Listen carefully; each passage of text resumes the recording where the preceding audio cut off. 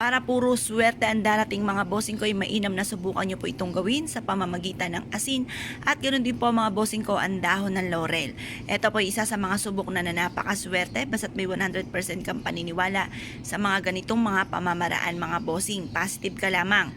Ito po mga bossing ko ay humarap ka sa may silangan na hawak na po mga bossing ko itong ating asin at dahon ng laurel.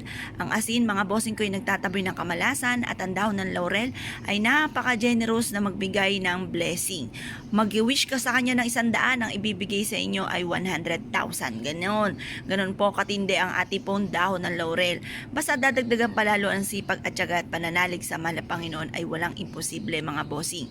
Ngayon pa mga bossing, mag-wish ka na ng mula sa puso na sa pamamagitan nito ay magtutuloy-tuloy ang pasok ng swerte at kailanman na hindi na kayo mamumblema tungkol sa usapin ng pera.